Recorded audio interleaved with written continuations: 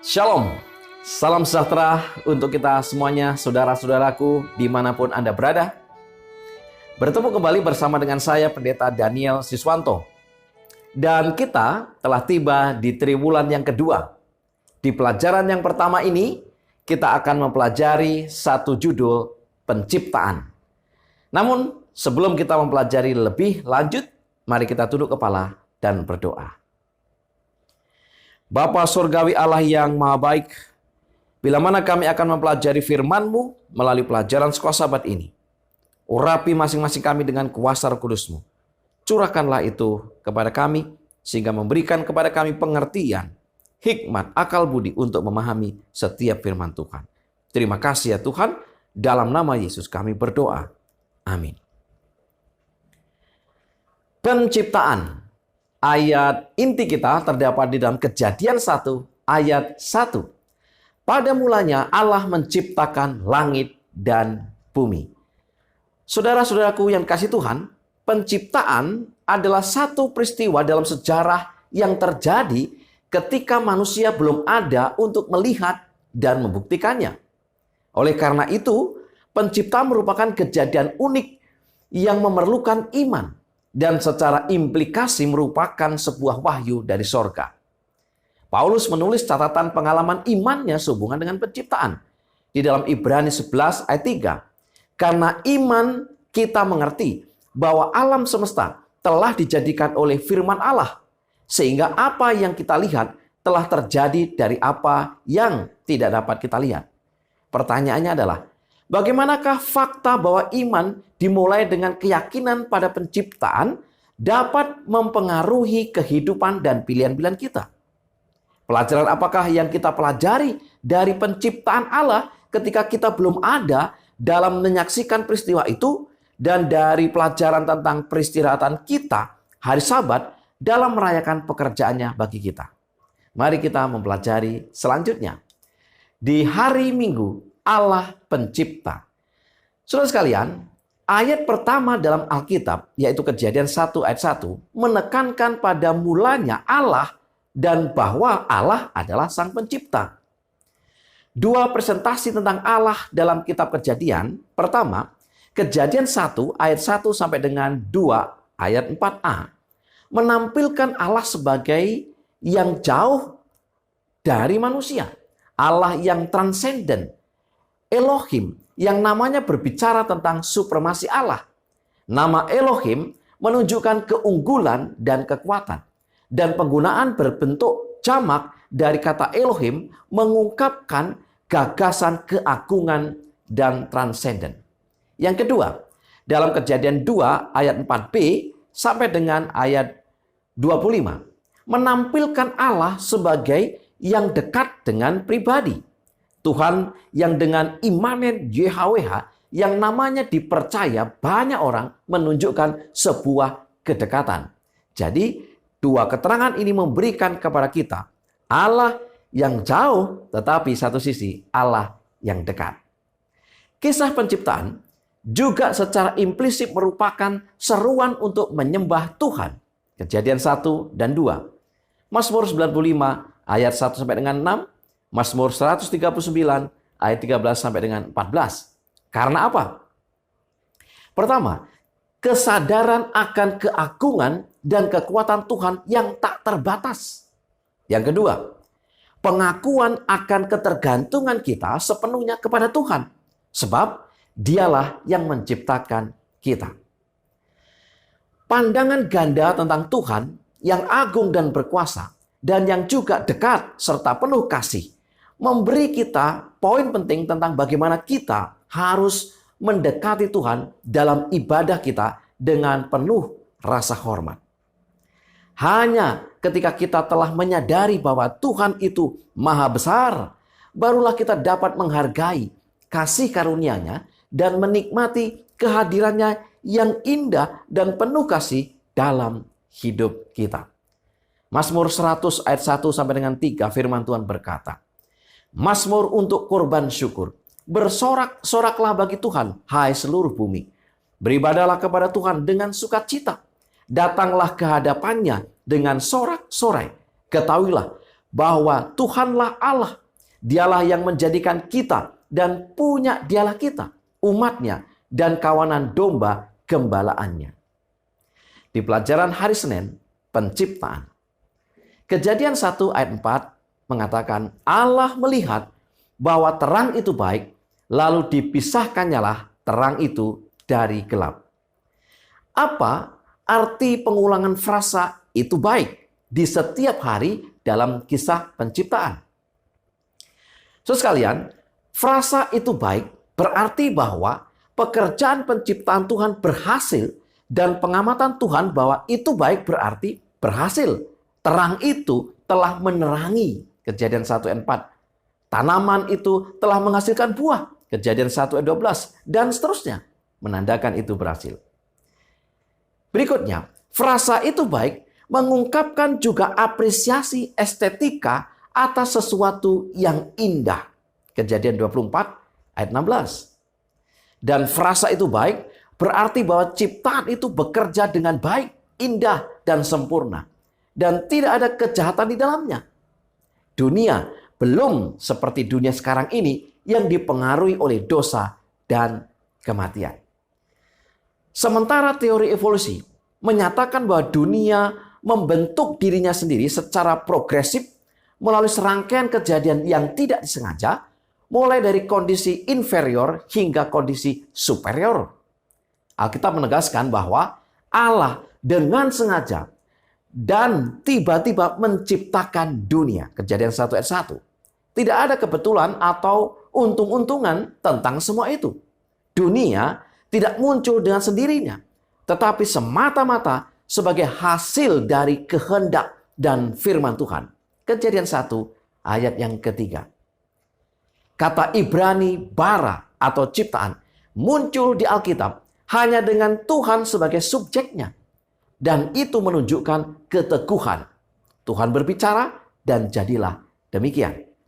Saudara sekalian, teks Alkitab tentang penciptaan memberi tahu kita bahwa segala sesuatu telah dilakukan pada waktu itu dan menurut pencipta sendiri semuanya dinilai sungguh amat baik. Kejadian 1 ayat 31.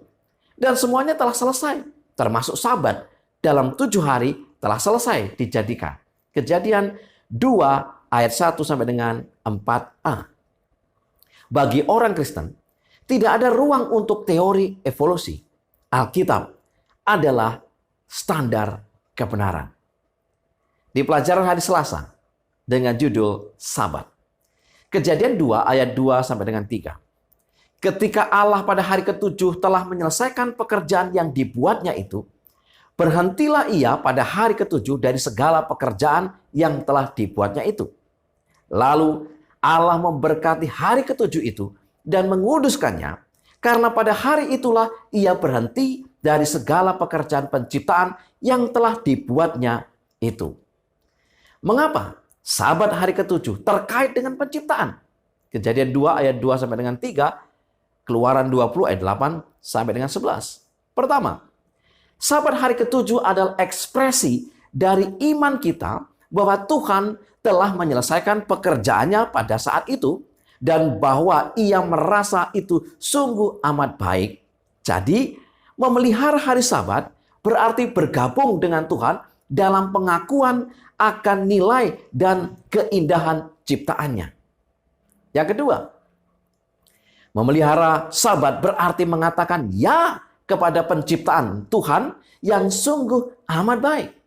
Yang mencakup tubuh fisik kita. Dengan memelihara hari Sabat, kita bersyukur atas penciptaan Tuhan yang mencakup tubuh kita. Dan inilah juga alasannya mengapa kita merawat ciptaan Tuhan itu. Yang ketiga, setelah kejatuhan manusia dalam dosa, hari Sabat di akhir pekan menunjuk pada mukjizat keselamatan yang akan terjadi hanya melalui mukjizat penciptaan baru. Yesaya 65 ayat 17, Wahyu 11 ayat 1. Sabat mengarahkan kita pada harapan penebusan. Ulangan 5 ayat 15. Ketika Yesus melakukan banyak mukjizat penyembuhan pada hari Sabat, sebagaimana yang terdapat dalam Lukas 13 ayat 13 sampai dengan 16, Ia ingin memberitahu kita bahwa semua rasa sakit, derita, dan kematian saatnya nanti akan berakhir. Dunia baru akan diciptakan. Sahabat, adalah tanda di akhir pekan kemanusiaan kita bahwa penderitaan dan pencobaan dunia ini akan berakhir. Beristirahat dari segala pekerjaan kita pada hari Sabat akan membawa kita mengalami istirahat dan keselamatan yang kita miliki di dalam Yesus. Di pelajaran hari Rabu dengan judul Penciptaan Manusia. Kejadian 1 ayat 26 sampai dengan 27. Berfirmanlah Allah, baiklah kita menjadikan manusia menurut gambar dan rupa kita, supaya mereka berkuasa atas ikan-ikan di laut dan burung-burung di udara, dan atas ternak, dan atas seluruh bumi, dan atas segala binatang melata yang merayap di bumi. Maka Allah menciptakan manusia itu menurut gambarnya. Menurut gambar Allah diciptakannya dia, laki-laki dan perempuan diciptakannya mereka. Saudara sekalian, demikian juga di dalam Kejadian 2 ayat 7. Ketika itulah Tuhan Allah membentuk manusia itu dari debu tanah dan menghembuskan nafas hidup ke dalam hidungnya, demikianlah manusia itu menjadi makhluk yang hidup. Saudara sekalian, meskipun Allah menjadikan segala jenis binatang liar dan segala ternak dan segala jenis binatang melata di muka bumi dari tanah, ya, sebagaimana Kejadian 1 ayat 25, Kejadian 2 ayat 19, namun hanya manusia yang diciptakan menurut gambar Allah. Allah menciptakan manusia menurut gambarnya. Kejadian 1 ayat 27. Apa artinya bahwa manusia diciptakan menurut gambar dan rupa Allah? Pertama, gambar Tuhan dipahami sebagai fungsi administratif untuk mewakili Tuhan atau fungsi spiritual dari hubungan dengan Tuhan atau dengan sesamanya. Inilah sifat spiritual manusia. Yang kedua, kata Ibrani selem atau gambar mengacu pada bentuk konkret dari tubuh fisik, sementara kata debu atau rupa mengacu pada kualitas abstrak yang sebanding dengan pribadi ilahi. Dengan demikian, pengertian Ibrani tentang gambar Allah harus dipahami dalam pengertian menyeluruh dari pandangan Alkitabiah tentang kodrat manusia, bahwa individu manusia itu telah diciptakan menurut gambar Tuhan secara fisik dan juga spiritual. Ellen G. White menuliskan dalam seri Membina Jilid 3 halaman 11, ketika Adam lahir dari tangan pencipta, ia membawa dalam tubuh, pikiran, dan rohaninya sifat yang serupa dengan Khaliknya. Kejadian 2 ayat 7 mengatakan bahwa Tuhan membentuk dan menghembuskan nafas, kemudian manusia itu menjadi makhluk yang hidup. Kata nafas sering menunjuk kepada dimensi spiritual. Jadi, manusia itu memiliki nafas spiritual dan kehidupan fisik. Perempuan, Hawa, diciptakan dari tubuh laki-laki, Adam. Dengan demikian, ia memiliki sifat alamiah yang sama dengan laki-laki. Di pelajaran hari Kamis, tugas manusia. Tugas manusia terhadap penciptaan dan terhadap Tuhan berkaitan dengan 3 pemberian Tuhan kepada mereka. Yaitu, pertama, Taman Eden, Kejadian 2 ayat 8. Ini adalah lingkungan alam di mana Tuhan telah menempatkan manusia itu. Untuk mengusahakan dan memelihara taman itu, Kejadian 2 ayat 15, manusia harus mengerjakan pemberian Tuhan itu sebagaimana perumpamaan tentang talenta. Matius 25 ayat 14 sampai dengan 30. Manusia juga harus memeliharanya. Itu berarti sebuah tanggung jawab untuk melestarikan apa yang telah diterima. Yang kedua, makanan. Kejadian 2 ayat 16. Tuhan memberikan makanan kepada manusia. Kejadian 1 ayat 29. Tuhan juga berkata kepadanya bahwa boleh kau makan buahnya dengan bebas. Kejadian 2 ayat 16. Manusia tidak menciptakan pohon atau buah-buahan. Itu adalah pemberian, karunia, anugerah. Namun sebagai bagian dari kasih karunia ini, Tuhan menambahkan batasan. Mereka tidak boleh makan dari satu pohon tertentu, yaitu pohon pengetahuan yang baik dan yang jahat. Kejadian 2 ayat 17. Menikmati tanpa batasan, apapun akan menyebabkan kematian. Prinsip yang berlaku di Taman Eden juga prinsip yang sama berlaku bagi kita saat ini. Yang ketiga, perempuan itu. Kejadian 2 ayat 22. Laki-laki akan meninggalkan ayahnya dan ibunya dan bersatu dengan istrinya. Kejadian 2 ayat 24. Pernyataan luar biasa ini adalah ungkapan yang kuat yang menyoroti tanggung jawab manusia terhadap perjanjian perkawinan dan tujuan menjadi satu daging yang berarti satu orang. Perintah untuk meninggalkan orang tuanya tidak hanya berlaku pada laki-laki, tetapi juga pada perempuan. Ikatan pernikahan, meskipun merupakan pemberian dari Tuhan, memerlukan tanggung jawab manusia sebagai setelah pemberian tersebut diterima. Sebuah tanggung jawab yang terletak pada pria dan wanita untuk dipenuhi dengan setia. Saudara-saudaraku yang kasih Tuhan, dari semua yang Tuhan telah berikan kepada kita, secara pribadi kita memiliki tanggung jawab untuk mengusahakan dan memeliharanya. Sebagai seorang penata layanan, kita akan diminta pertanggungan jawab atas apa yang dipercayakan tersebut. Sebagai kesimpulan pelajaran sekolah sahabat kita. Yang pertama, hanya ketika kita telah menyadari bahwa Tuhan itu maha besar, barulah kita dapat menghargai kasih karunia-Nya dan menikmati kehadirannya yang indah dan penuh kasih dalam hidup kita.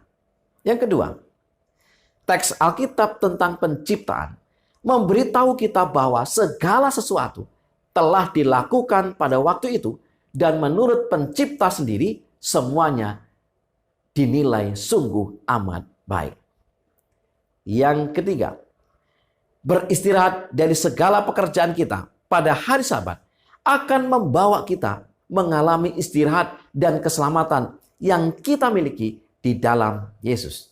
Yang keempat, pandangan Alkitabiah tentang kodrat manusia, bahwa individu manusia itu telah diciptakan menurut gambar Tuhan secara fisik dan juga secara spiritual. Dan yang kelima, sebagai seorang penata layanan, kita akan diminta pertanggungan jawab atas apa yang dipercayakan Tuhan tersebut bagi kita. Itulah pelajaran sekolah Sabat yang bisa saya bagikan pada pekan pertama di triwulan yang kedua tahun 2022 ini. Kiranya kita boleh diberkati melalui pelajaran ini. Mari kita tunduk kepala dan kita berdoa. Bapa di surga, terima kasih untuk pelajaran firman Tuhan yang begitu indah.